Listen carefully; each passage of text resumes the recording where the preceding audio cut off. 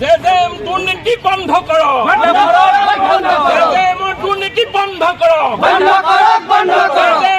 দুর্নীতি বন্ধ করো। বিজেপি সরকার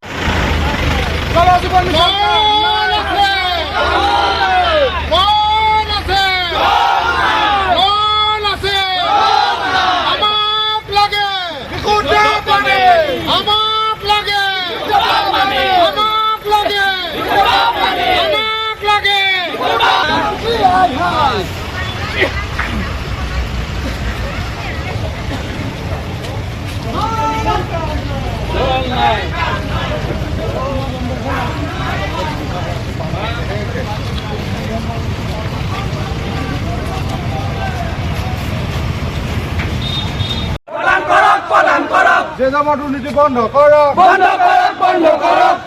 ঘরে ঘরে দল দিয়া ব্যবস্থা করক।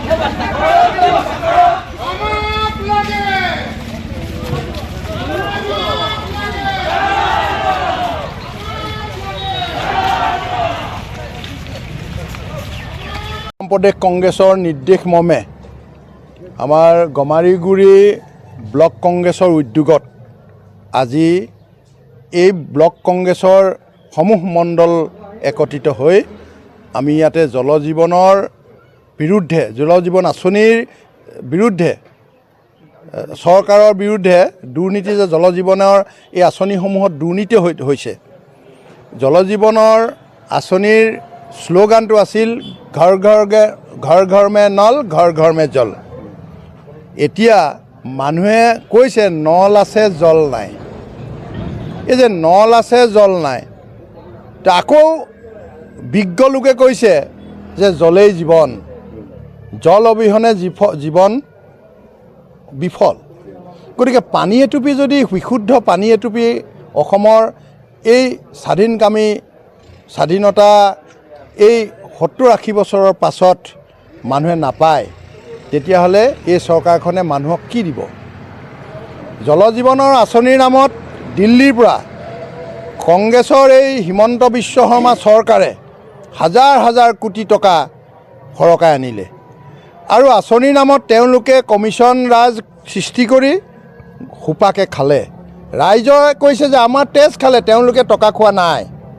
গতিকে ৰাইজৰ তেজ উহি পানীৰ নামত তেখেতসকলে এই আঁচনিসমূহ যিমান টকা আনিলে আনি বিফল হ'ল আৰু এতিয়া মানুহে পানী পোৱা নাই।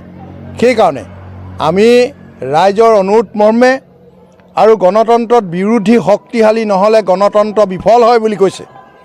সেইকাৰণে বিৰোধী হিচাপে আমি ৰাইজৰ সপক্ষত থিয় হৈ ঘৰ ঘৰ মে নল, ঘৰ ঘৰ মে জল, তেওঁলোকে দিয়া প্ৰতিশ্ৰুতি কিয় পালন কৰা নহ'ল?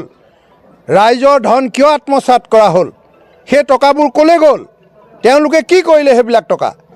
আমি কোৱা শুনিছোঁ, তাত যিসকল ঠিকাদাৰে কাম কৰিছিলে সেই ঠিকাদাৰসকলেও আজি চিপ লোৱাৰ এটা পথ বাছি ল'ম বুলি কৈছে তেখেতসকলে। যে পুৱা হ'লেই পাবলৈ থকা মানুহ ঘৰলৈ বিচাৰি আহে ধন, লাজে অপমানে পৰিয়ালৰ আগত মুখ উলিয়াব নোৱাৰে।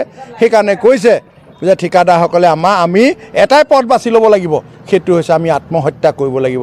যদি কাম হোৱাৰ পিছত পইচা নাপায়, আকৌ পইচাবিলাক চৰকাৰে ওলাই গ'ল বুলি কৈছে, ক'লৈ গ'ল পইচাবিলাক? আৰু কমিশ্যন তেওঁলোকে কিমান ল'লে? মই কোৱা শুনিছোঁ 10%কৈ লৈছে।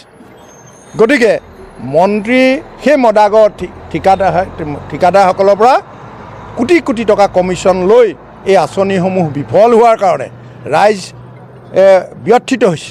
সেইকাৰণে ৰাইজৰ সপক্ষত থিয় হৈ বিৰোধী হিচাপে আমি আজি চৰকাৰখনৰ বিৰুদ্ধে প্ৰতিবাদ কাৰ্যসূচী আমি কৰিছোঁ। আমাৰ দাবী, ৰাইজৰ বাবে এটুপি বিশুদ্ধ পানী যোগাৰ কৰি দিয়ক, য'ত মানুহে বিভিন্ন বেমাৰৰ পৰা ৰক্ষা পাব আৰু মানুহ হিচাপে বা জীৱ হিচাপে পৃথিৱীত জীয়াই থকাৰ যিটো অধিকাৰ, সেই অধিকাৰটো পাব বুলি আমি দাবী দিব লাগে বুলি দাবী কৰিছোঁ। ধন্যবাদ।